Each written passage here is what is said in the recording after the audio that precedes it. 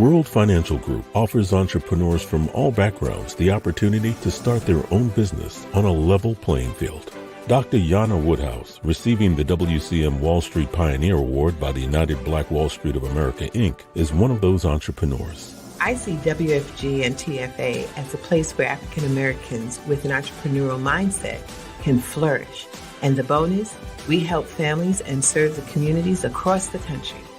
To learn more about us, go to worldfinancialgroup.com. We are the sons and daughters of the soul. We are resilient and forever forward-thinking.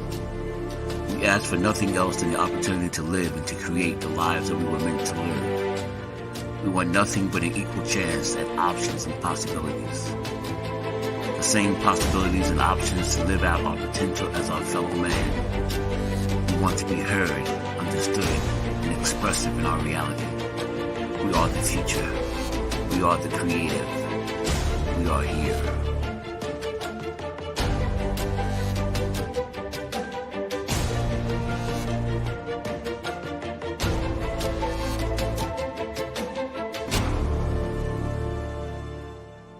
This is Kia Rogers, and you're listening to Urbanology with my dad, Tony Rogers, on WHCR 90.3 FM New York.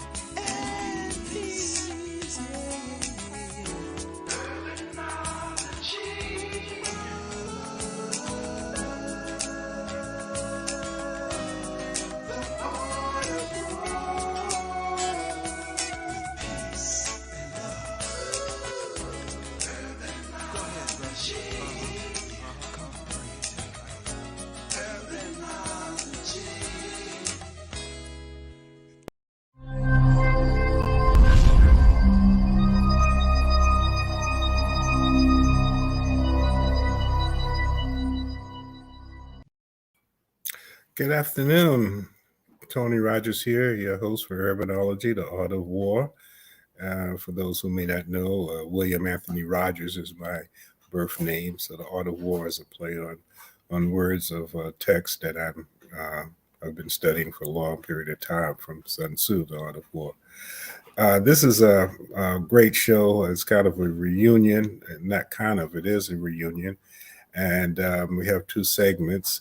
The first segment, I'm going to bring together some people who really was part of the Urbanology Columbia connection. I'll ask Charlene De La Cruz, who's my current co-host, usually is on the second Tuesday of the month. Charlene De La Cruz is the chairperson or the head of the See You Grow program. And Charlene is currently and will be the person who will carry this torch for a minute. But as we have a reunion, I have another co-host who said, well, every time I want to do something, I go to Charlene. So why don't you have Charlene to be the co-host, and I'll be around when you need me. And that was Tanya Pope, who is assistant vice president of Columbia University. If you want to do business at Columbia University, these two ladies are the ones that if you don't know them, you're in trouble. So, and Tanya, was my co-host for a number of years. And then one day, how I got to Tanya was my first co-host was the vice president of Columbia, Laverna Fountain. And she said after maybe a year or so is that, every time I really get prepared for this show, I got to go to Tanya. Why don't you just deal with Tanya, and I'll be around when you need me. So obviously, she's around now. So I like to former Vice President of Columbia University, Laverna, and so I'm starting to feel a little old here. I got three generations of Columbia people. Second half of the show is Jamal Joseph, who's also in Columbia. But the bottom line is that these ladies have really made me look very good because their knowledge and their information on MWBEs, which is how Laverna and I started, because when we saw that the MWBE program had some teeth to it, as Governor Cuomo followed Governor Patterson's advice, and really, the community at large saying you got to do something to make this work. And we saw that worked, and we saw that Columbia was, it was between Columbia and Dasney as the ones who were doing all of this stuff. And Columbia was Harlem. So I said, Laverna, can you come on the show and do some stuff? Let us know what's going on, what you guys are doing. You guys are going to have work for, when all of us are going to be a memory, and that's how it started. So thank you, ladies. This is a great reunion. It makes me feel good to see all three of you. And well, let's start. Let me go backwards. Laverna, what are you doing now that makes you look so relaxed and no stress and what are you doing with yourself? First, let me say it's so great to see you, Tony. Let me just say that it's great to see you. Even if I'm not in the room physically with you, it's great to see you. And I have to tell you, I retired from Columbia in 2018. And I did it for health reasons. I wanted to take care of my health. And to do that, I had to go to the low stress kind of living. And I created a company called Meaningful Communications Matter. And really, I do a lot of what I call sacred listening sessions. The one thing that happened with me while I was with Columbia was needing to listen to the community well. And it taught me how to listen. And, when things happened with George Floyd and other things throughout the country, I just really wanted to create space to hear the voices that weren't necessarily being heard. And so that's what I'm doing. I'm listening. I spend a lot of time listening, and I call it sacred listening because I believe the space I create is sacred. I have to hold space for what is often very challenging conversations, what is often very painful conversations, but I have to create the space that allows someone to release what's inside of them, to be able to say, this is their life. This is how they see the world around them. Well, after this well, we are still in this pandemic, but you must be doing a lot of listening, Tanya, we haven't seen you in a minute, but you're a true woman of your word. When we need you, you come back. What's happening with you at this point? Well, the first thing I want to say is I haven't let go of Laverna because she's still working with Columbia and listening for us on a consultant basis. And I truly value her inputs and her wisdom and having her around. But Tony, some of the things that I wanted to do when I handed the reins over to Charlene was to find a more sustainable and replicable programming design. And we've done that. While Charlene has been hard at work over the last 3.5, 4 years running CU Grow, we've created a consultancy within the department. So currently we have a contract that's funded by JP Morgan Chase to provide the Ascend Regional Program. And that's where we've gotten together with 10 partner companies who committed to provide contract opportunities to the firms, and we're preparing the firms to be market ready. And I am so overwhelmed because it's working so well. These contracts are flying in. We're trying to get a match with people. It's pretty amazing. And Charlene is a part of that as well. And another program that we've launched is the Developers of Color for LISC New York City. And I instruct and deliver that program with my my co-instructor, Francisco Pineda, and we don't really understand how disadvantaged and underrepresented Black developers are in New York City. And it's a huge, thriving market. But we are, much as we have with construction, destined to get them the connections and the insights and the knowledge that they need to be more successful. So that's just a couple things I've been doing in the last. Just a couple. You know, and of course, Charlene,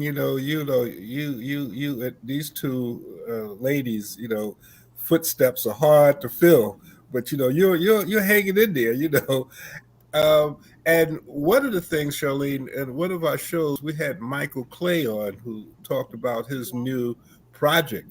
And I'm sure that you've shared that information as relates to some of the things that are happening. And at one point, you never know, Columbia might come up with a similar type, because what I'm listening to Tanya, it seems like you're kind of having the same thought patterns as it relates to providing those necessary needs in order to take that conversation from, well, they're not doing as much with these developers or these merchants, to, wow, they're in the game now and they have all of these loopholes and boundaries down because of some of the work we're doing. So and you have a graduation coming up.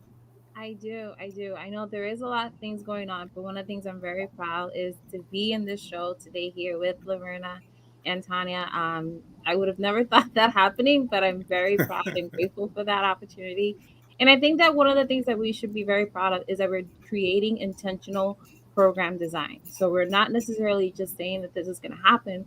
We're creating the actual results for firms, but we're guiding them through that process. And the CU Go program successfully did their growth plan presentations a few weeks ago, and we're now in graduation mode, and we're also in recruitment mode. So there's a lot of there's a lot of different stations that this train is going on, and I'm very excited that we'll be celebrating them next week and our graduation ceremony. And I'm very excited to do an information session also next week. So if there's any firms that are interested in learning more about the CU Go program, please visit our website.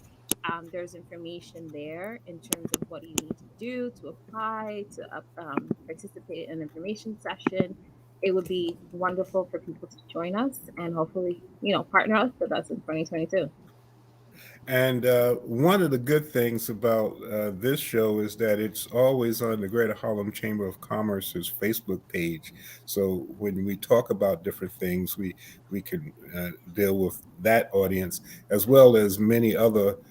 Thanks to Soul City, which is very soon we'll have a studio close to Columbia University, to do broadcasting. The first time there will be a national broadcast studio in Harlem, which is exciting. And it will give us an opportunity to do what we're doing now. And the whole idea of having this type of segment with you three ladies was to make sure that the information that you had, because the greatest crime, of course, we all know that there has to be more done, but the greatest crime is to have programs like all of you have been involved with, and nobody knows about them, or nobody, or don't have the means in order to allow them to know. And Laverna, the Harlem Community News, you were a great supporter of Pat, and she's doing. Matter of fact, she's on a cruise now. That's where she. Okay. Pat has, she's doing extremely well. Yeah. Knock on wood. And she's, and I'm happy for her. But you, helped her in those days when that wasn't always the case. Mhm. And I have to let her know that we were talking, because Please do.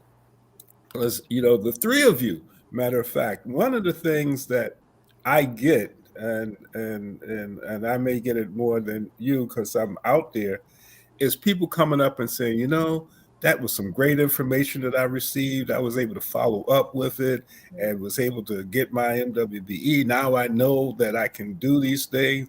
I know Columbia is just not just there; they are doing things, and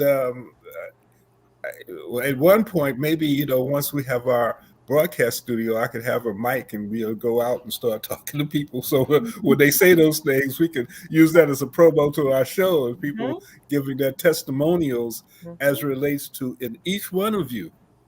You don't really realize how lives are changed just by hearing and actually seeing you. And being able to know that besides the brick and mortar and all of the things that you see, and many of the people not looking like you doing those things, that there are people that you can talk to, and that's the value of that is there's no way that you can put a dollar figure on it. Tony, I want to tell you a great passing the baton story between Laverna and myself and Charlene. When Laverna was there, she always talked about how much I loved data and, worked with data and depended on the data. And I was so proud because we had created this nice little report that counted the number of bids that the firms got and who bidded on it and who got awarded. And I could show the impact of what the firms were doing and see you grow. So I passed that along to Charlene, and Charlene's working with the report for a few years. And she sits me down and she says, Tanya, I know it says we've awarded or actually spent, because we count spend, not awards, almost $60 million with these firms. But I'm sorry to tell you, we're only counting primes. There's a lot more revenue at second tier. So I'm going to sit down with the data people and figure out how to get that data in here too, so we can recognize it. I said, I love a person who's smarter than me. Go ahead, Charlie. Well, that's the missing part of the language. I mean, if people really saw the actual impact that we're really making with the program, it's just gonna be even better for the future and for for the firms as well. It's one of my mentors, Percy Sutton, always told me, he said, if you're sitting in a room and you're the smartest one there, you're in trouble. If you got to come up with all of the answers yourself, that's not the way to go. And no, Tony, I actually think that is the critical point that Percy said to you, and what Tanya just said. The reality is, we as a people have got to be comfortable bringing in people who look better than us, who think things through differently than we do, so that we are really surrounded by those people who really can move the ball forward, move the ball. I didn't know where things are going to be at. If I go back and I think about 2006, when things started moving, 2008 to where we are now, that can only happen because you bring people in who are smarter than you, period.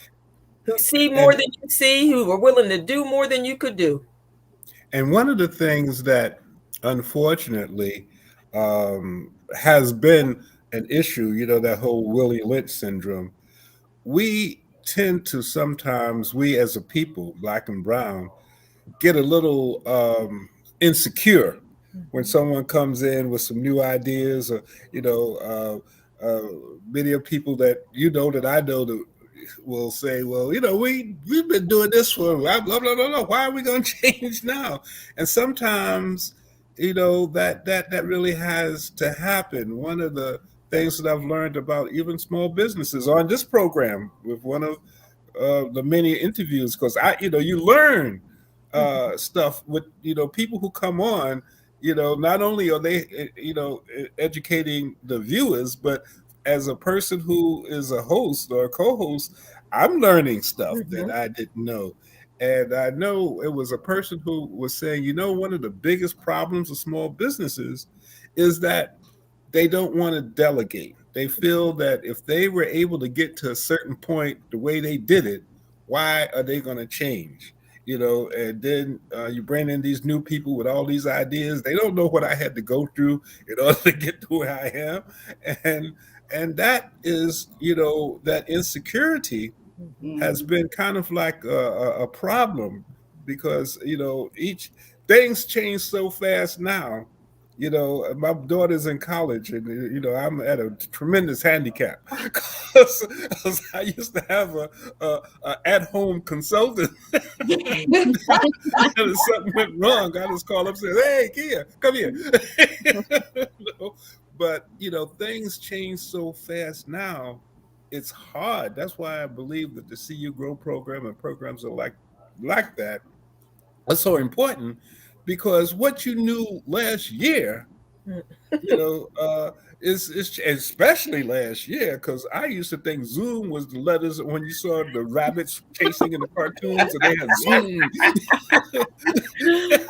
Right, that Tony? was my relationship with When Zoom. those business owners come in and they say, well, I got this far, we have a standard line for them. What got you here won't get you there. So it's time for a pivot.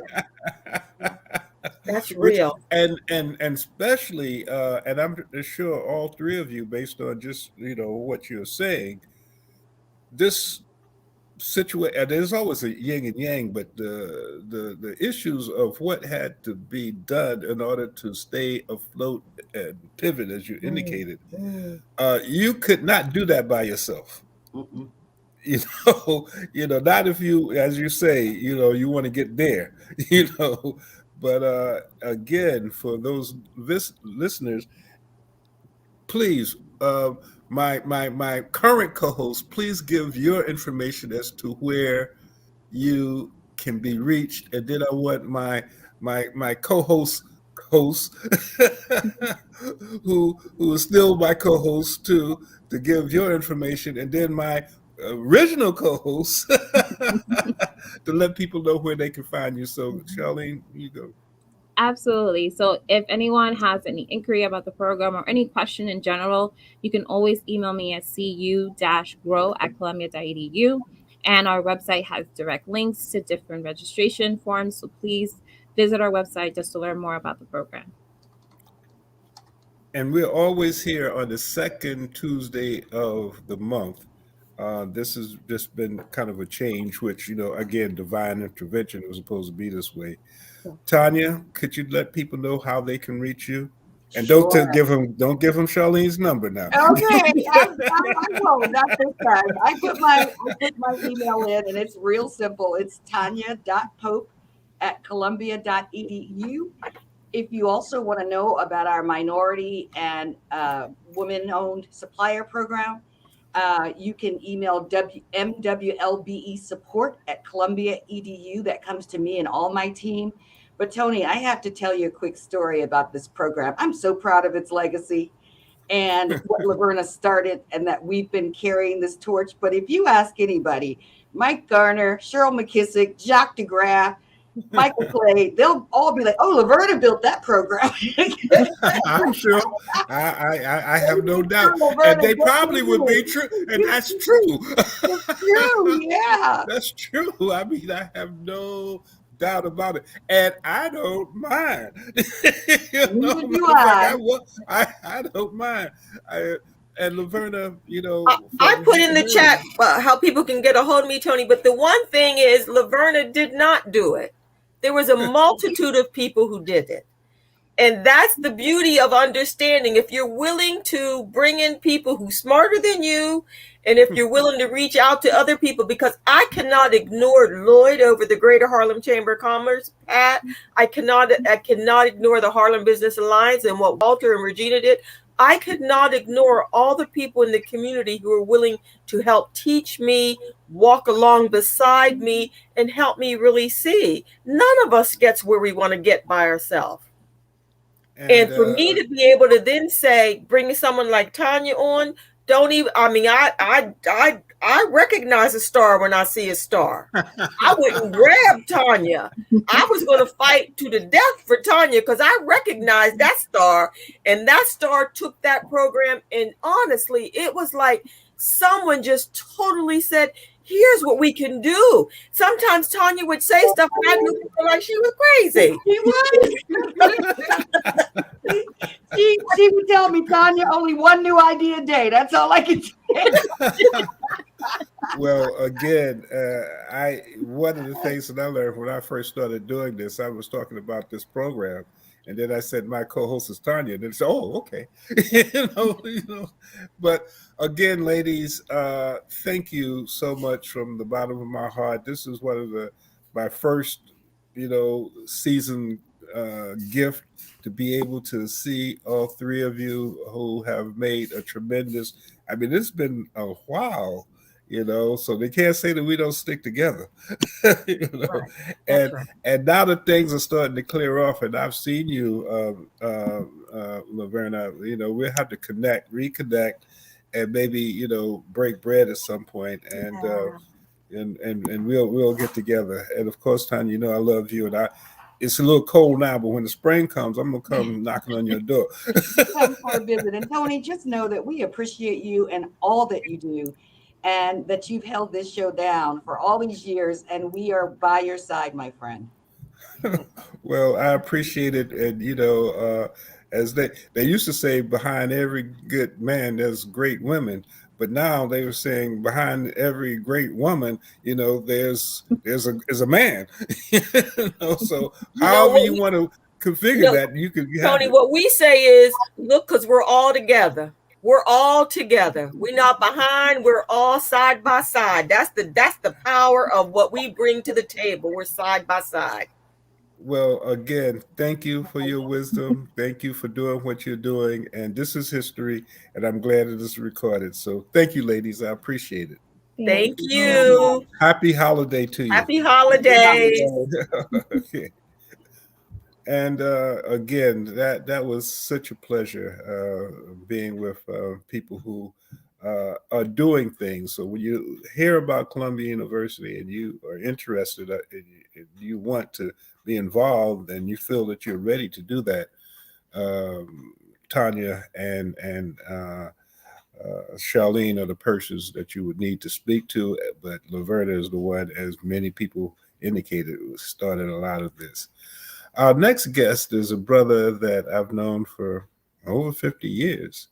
One of, sometimes when you look back and you got to go through an inventory of the things that you have been able to do, one of the things that I will have on the top of my list is my relationship with Jamal Joseph, and to be able to allow in some small way for him to affect the lives of so many people.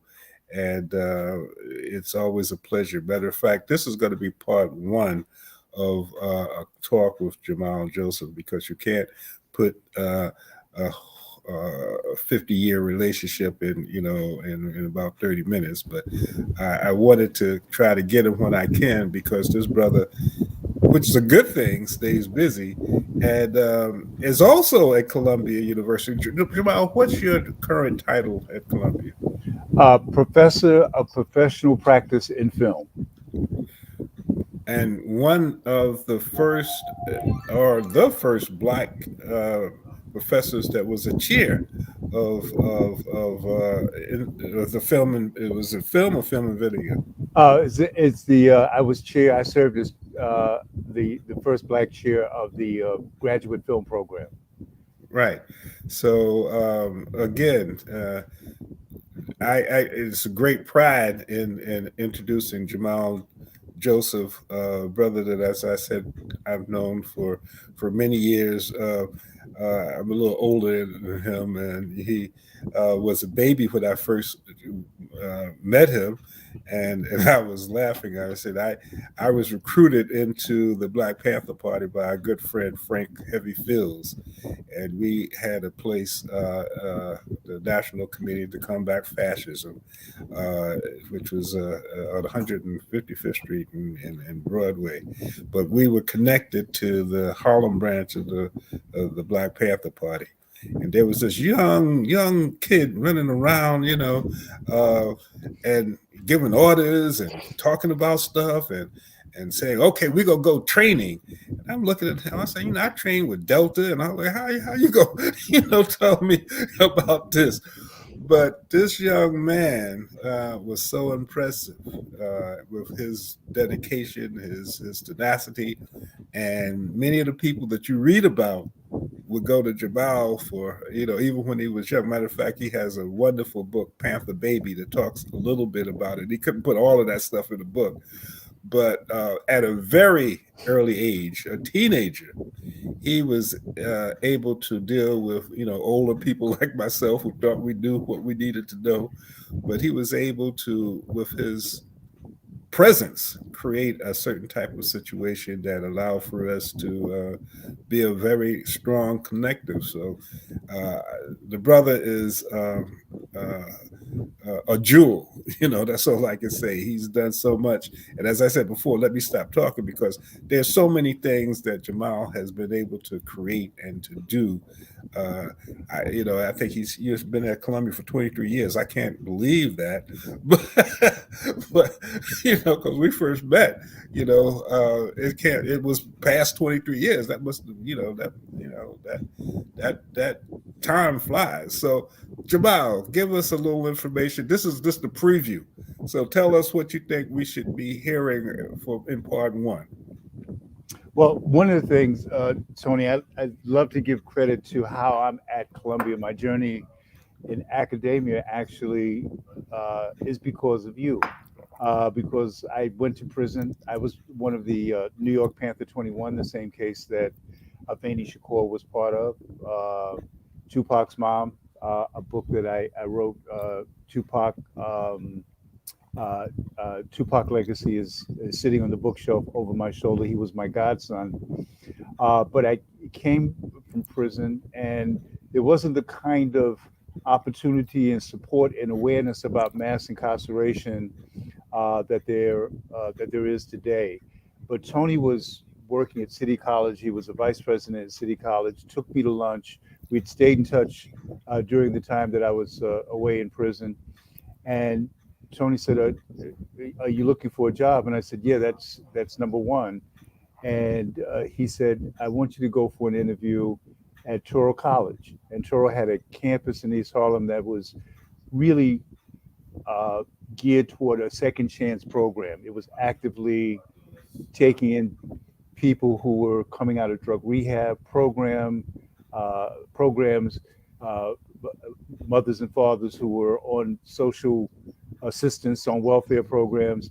And I said, Tony, I have a record. I have these convictions, albeit related to the Black Panther Party. He said, didn't you earn a college degree in prison? I said, 2 of them from the University of Kansas. And Tony said, well, do me a favor and just take the interview.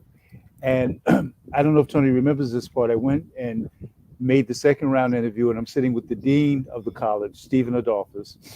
And on my resume, Tony, Bobby Seale, who was co-founder of the Black Panther Party, had told me that whenever he got a job, that the next day the police and the FBI would show up and get him fired. They'd be like, do you know who you hired? This is Bobby Seale, and he'd lose his job. So on my resume, Tony, under additional experience, I put Black Panther Party in prison. I was like, let's get this out the way so I don't have to approach to get the job and get fired.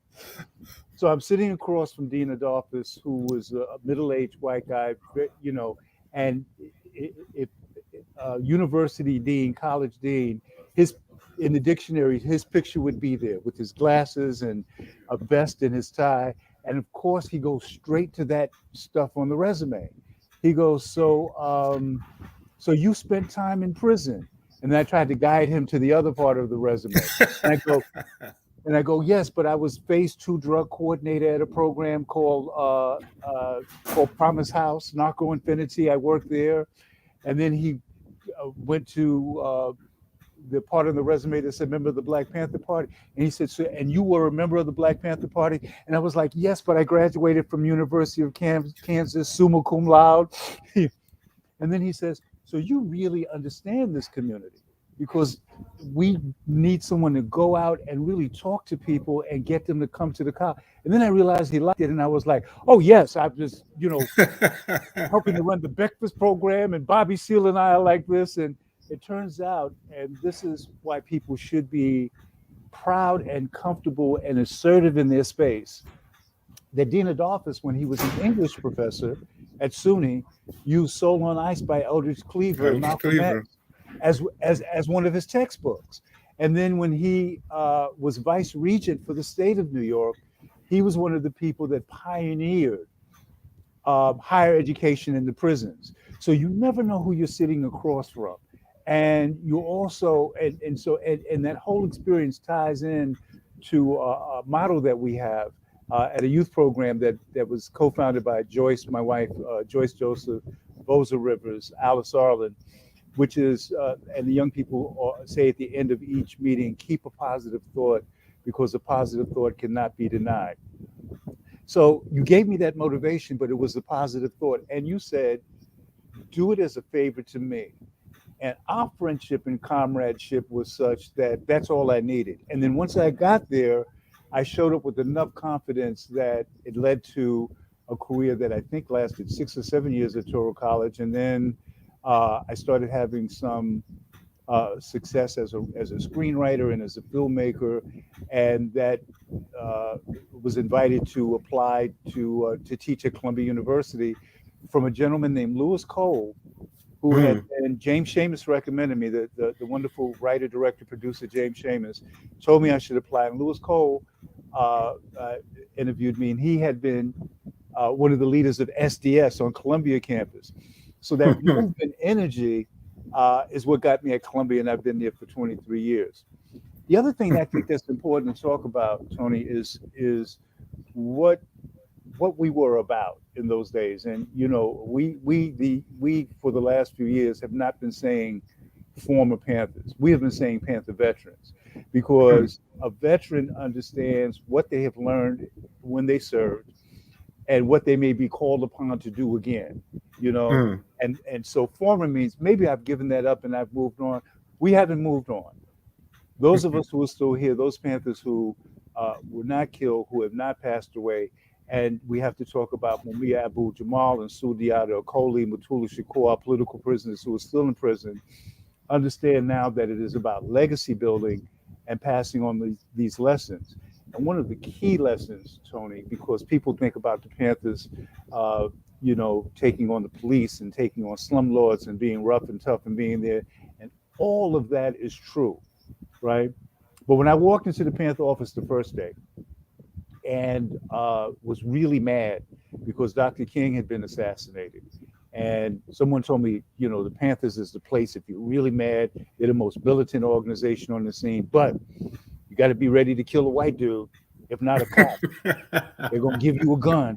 And it's like the mafia, you can't get out. And they're saying all this stuff to me, Tony, as we're taking the train ride to the Panther office. And I was like, can't get out? I got a 9 o'clock curfew. Kill somebody. I'm in the youth choir at my church.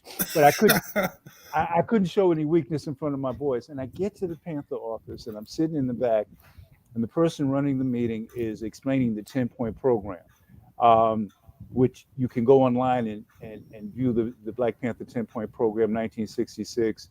It has points like we want freedom, the power to determine the destiny of our community, decent housing fit for shelter, human beings, full employment for our people. Nothing about killing white. Point number 7, of course, we want an immediate end to police brutality. He doesn't even make it that far. He's on point number 5. We want an education that talks about our true history and the true nature of this decadent American society. And I jump up, choose me, brother, arm me. I'll kill a white dude right now. Skinny 15-year-old kid with the Jackson 5 afro. The brother calls me up front, and he's sitting behind the desk, and he reaches into the desk, and I was like, oh my God, he's gonna give me a big day-up gun. Look how far down he's reaching. And he hands me, Tony, of course, a stack of books. Autobiography of Malcolm X, Soul on Ice by Eldridge Cleaver, Wretched to Earth by Fanon. And I'm thinking about what my friends told me, and I think this must be a test. And I said, excuse me, brother, I thought you were gonna arm me. And he said, excuse me, young brother, I just did. And then as I'm walking back so misconception number 1, the Panthers were violent, hated white people. And then before I hit my seat, misconception number 2, he said, look, young brother, since you came in here so mad at white folk, if all of these racist, brutal police out here who are beating people up, locking people up, killing people. He said, if all of them were black and everybody being brutalized was white, he said, if all of these avaricious capitalist businessmen were ripping off the community with high prices, spoiled vegetables, rotten meat, if they were white and everybody being ripped off, if they were black and everybody being ripped off was white, he said, and these jive time fascist, demagogic politicians, he said, if all of them were white, congressmen, senators, the president, he said, were black. I'm sorry, if all of them were black and all the oppressed people were white, he said, would that make things correct? And I thought for a second, I said, no, sir, it seems like we'll still be wrong. He said, that's right, young brother. This is a class struggle for human rights, not just a race struggle for civil rights. Study those books so you know what revolution is about. And then the first weapon that was placed in my hand was not a gun. It was the books. The second one was a spatula because we were working in the breakfast program. And after the breakfast program, you were working, doing housing or at the welfare center and working at that. That work was organizing. And so the other thing that's important, I think that's relevant to what's happening today in the movement with people who are in Black Lives Matter and, you know, other radical collectives where they're fighting for, fighting against police, police brutality and murder and incarceration and housing, is that if you ask anybody who was a member of the Black Panther Party, what we were taught to believe above all other things, and we know we had the 10-point program, the rules of attention, the 26 rules of discipline, and study. Political education was a big part. You did PE class 2-3 times a week, if not every night. Everybody, Tony, will answer the same way. They will say, we were taught, this is our guiding principle, we were taught to have an undying love for the people, serve the people, mind, body, and spirit, right? And so that kind of thinking, look, a particular belief in ideology, a cause that you're fighting for builds an organization, but that love for the people builds a movement. And in that sense, we continue the legacy that we brought with us from Africa through all of the things that we went through, slavery, abolition, slave patrols, civil rights movement, workers movement, everything just along the way. The main sustaining force for our movement and for the struggle for civil rights and human rights has been, we realized that we were part of something bigger than ourselves, and that the real human bond of all of that was not hatred, but love. And so even in the Black Panther Party, who stood up and just said, we do hate oppression, we will fight, we're willing to die. But what's the real motivation for that? It is the love for our people and community. Well, again, we all have had that type of understanding, and it's interesting about how it was played as something different from what it was. And one of the things that's important, I believe, you were able to capture a lot of that in your book, Panther Baby, which I would suggest those who really want to have a clear understanding of some of the things that Jamal was talking about. He was able to capture that in the book. I was so honored that you were gracious enough to put our relationship in the book as relates to how we came together. But you touched on, the relationship. Vosa was on the show and once, and he was talking about how he, met you, how he became aware of you based on receiving some of the information about your writings. But once you and Rosa Rivers, who's now, the person that I guess when you talk about whether there's the Harlem Arts Alliance or the Great Harlem Chamber of Commerce, when you're talking about arts and production, Vosa is the czar. But together, you guys created Impact, which has and is still, an entity that follows that boot camp concept. Because I remember at City College, I went to one of the practices, and before they even got into singing and all that stuff, I said, "Damn, Jamal is creating the whole book between the military and the Panthers. This whole boot camp concept." was one that was important. And what I guess the important thing is that it allowed for young people to be able to express themselves in a way that's important. Because as you know, Jamal, when we went through all of the stuff we went through, the whole idea was to build your self-esteem, That's to right. be able to do certain things. And it was such a pride when there was a nomination for Academy Award based on a song that was written by some kids in Harlem, that you got dealt with in an August Rush. That was a wonderful thing. But you're doing now a lot of writing, and do you have any projects that are coming up? Any things that you would like to share with us? Yeah, I do. I just want to go back for a second and lift up the name of another uh, important Harlemite who's now an ancestor is Yuri Kuchiyama. And those Mm. of us in Harlem know Yuri Kuchiyama, who was Japanese, but who lived in Harlem. Her and Bill Kuchiyama raised her family, was a Mhm. tremendous activist. Malcolm X loved Yuri. Malcolm X would come Mhm. have tea at Yuri's house. Yuri had postcards that Malcolm would write to her when he went to Africa and would travel. And Yuri was there when Malcolm was shot. And in fact, there's a photo. If you go to the archives after Malcolm was shot, Yuri, who was the only Asian member of Malcolm's organization of African American Unity, was in the front row. And when the people started shooting, and men, some of them had been trained by the Fruit of Islam, were running out the back door, Yuri ran to the trouble. She ran to Malcolm, and there's a photo of her cradling Malcolm's head. And it was Yuri who made Vosa aware of me. And while I was in prison, I was writing plays, and I formed a theater company, and I would send stuff to Yuri, and she gave it to Vosa. So we knew about each other through the great Yuri Kuchiyama. There's a mural of her on Old Broadway and 126th Street. She shares Malcolm's birthday, May 19th, her and Ho Chi Minh. Mhm. There's a mural there that people should stop and learn more about Yuri. And yes, I've been really, it's been an amazing creative relationship with Vosa and I in terms of New Heritage Theater, which is uh, which does tremendous work in terms of theatrical and music productions. And we have a film division where we've done documentary. But our pride and joy is Impact Repertory Theater, a program that's available to young people between the ages of 12 and 18, free training in music, dance, and drama. But also there's that leadership training component where we talk about communication skills and discipline and dance and a little bit of the martial arts, because we believe that if you build a stronger me, then you build a stronger we. If you understand that you're correct. I see a logo up there that says Director of Columbia Film School. Not quite correct, but professor at Columbia Film School. I had former chair, but just uh, so.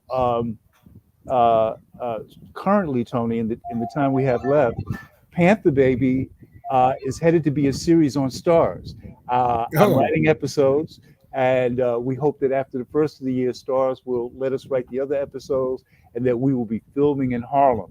So when you see the film treks next summer, don't automatically assume that it's the Godfather of Harlem or Harlem. All of the and Harlem. We think Harlem is the greatest backlot in the world. If you see some berets and some militant young men and women, along with some film cameras, Panther Baby is going to be a series on Stars, and well, that's one of the things, Jamal, Matt McCoy, as I had mentioned before, is very close of opening up the first national broadcast studio in Harlem. And hopefully, in some kind of way, with that, and Soul City has all of the on-demand channels, that's out there. There may be some way to promote that, but of course, yes, we have to make sure when that comes out, we'll do we that. we do something special We as it relates to that whole thing. And one of the things, and that this will be an offline conversation, but I have been thinking at some point, the person who introduced me to you was Frank Fields, and at some point, I wanted to do something for my brother Frank Heavy Fields. I, You I know, I spoke about Frank just the other day. as you know, there were so many grassroots members of the Black Panther Party. There's some of us that got a little bit more attention because we were arrested and got a certain amount of, notoriety in the press, and that that meant, uh, a little bit more uh, press attention and identify as a leader. But the people that were rank and file leaders, people like Frank Heavy Fields, people like Tony Rogers, Isla Mason, Butch Mason, all of your comrades from that 155th Street office, 157th Street office, are important to know that work, and also the role of the women in the Black Panther Party. A lot of people don't realize that when the men started getting arrested and killed and going underground, Wanda, right? Wanda, we talked about Sophia, Bashir, but Bashir, Bashir is another. yeah. So yeah, let's do that rank and file show. I also want to mention Harlem Film Company that I'm the co-founder and partner of. We produced my film that starred the amazing Daniel Beatty called Chapter and Verse. It's available on Amazon, and so we're producing, and the kind of work that we're doing is implied in the name. We are the Harlem Film Company, so we're developing a number of television and film projects that feature the Harlem community. And one of the things, and did I mention my partner is Cheryl Hill, amazing producer, and my partner in Harlem Film Company. And one of the things, and we haven't talked about it, is your wife Joyce, who was a model and kind of gave up all of that glamour, and all of those things, with and to raise a wonderful family. And there's so many different Joyce stories. Went from Joyce supermodel, top model. If you Google Joyce Walker or Joyce Walker Joseph, you'll see those photos come up. She was recently honored. And if you go to Oprah Daily and you type in, because she was the first Black model on the cover of 17 magazine. And as a result of that, and Joyce just finished the book, there's a resurgence in her. Joyce is modeling again, looking it's amazing. And then we'll be out with her book and on book tour.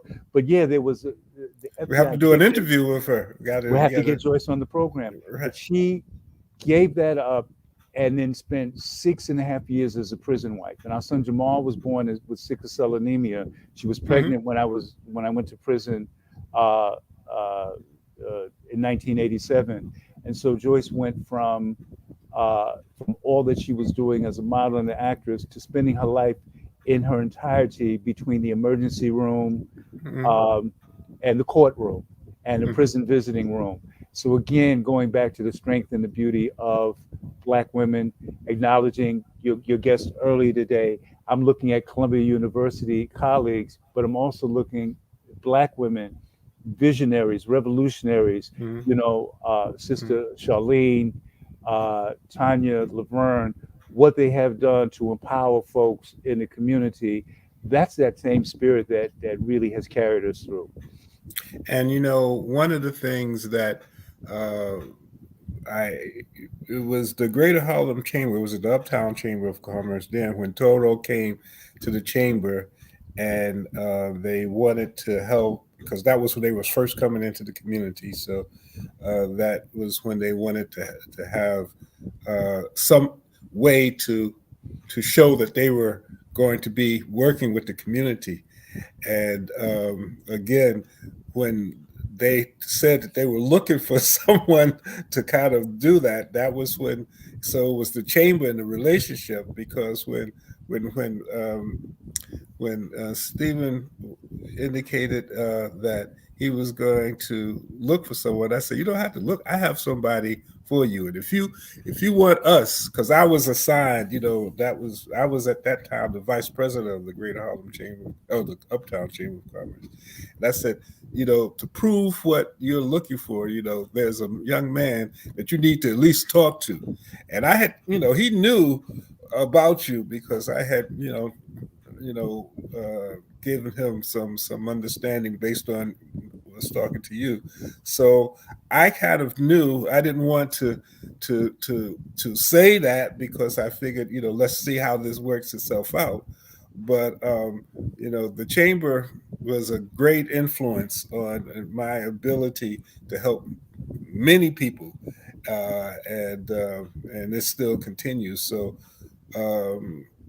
all I can say is one, we just touched part one because we haven't even talked about what happened at City College with James Smalls and someone who was on the show too. James was on, and we talked briefly about the things that was happening there and how we got together. But Jamal, with all of the things that are happening, which means that it may have to be a part three because when Panther Baby comes out, we're gonna have to promote that in some kind of way, and maybe I can do a cameo or something. You actually read my mind. I was like, cameo, I see it. I'm writing the role tonight. Well, again, please give everyone my regards. We will be back, and we'll make sure that we announce when we come back. And we have to do a whole show because we haven't touched. I mean, there's just so many things, so many different types. We did talk a little bit about Frank, and we didn't talk about Bashir, Wanda, who were the two people who ran, the office, and so many other names that we knew as people, not just people who were, in the news and maybe not into the news. But the important thing is that the people who I know, if your name ever comes up, it's always, that's one of the best brothers, the most, and actually, it was interesting. Laverna said the same thing, and I was saying, you've been consistent. You have not changed. We've grown wiser, but as far as your demeanor, the way you treat people, and the way your integrity and all of those things haven't changed since you was a teenager, which is, I can't believe that it was 23 years that you've been in Columbia. That means I must be getting kind of older, but that's another story. But thank you, man. We'll be back. We'll make an announcement when we get back because, to talk more about your film, and, maybe we'll wait as closer to when do you think that might start to be? Will it be in 2022? Yeah, this is the hope and what we're working toward 2022. All right. So we'll talk about that and talk a little bit more about August Rush and how that came about with the Academy Award nomination and some of the so many other things that have taken place that you've been able to deal with. I'm just glad that I was able to be in your orbit just for a little bit and continue to be that way. Thank you, Jamal. We'll be back. And that, ends it for today, even though we have a lot more to talk about as we move on. And this was a very great show. Some of the people who really made a tremendous impression in my life, I was able to talk to, which is good. So I have to thank Matt McCoy and Soul City TV for allowing for us to be there. And coming up soon, maybe in the first of the year, I'm going to do a one-on-one with my partner Lloyd Williams. He agreed to do a one-on-one, which is some more history that goes back a long way. We've been together for a long time. So that has to be a show in and of itself too. So that's coming up. And we have to redo Dr. Jeffries, and there's a number of people who in 2022 that we would like to bring on just to kind of talk about some of the things that have happened in this community that is a village of Harlem. And that's it. So thank you all. We'll be seeing you next week, hopefully, God willing. This is Kia Rogers, and you're listening to Urbanology with my dad, Tony Rogers, on WHCR 90.3 FM New York.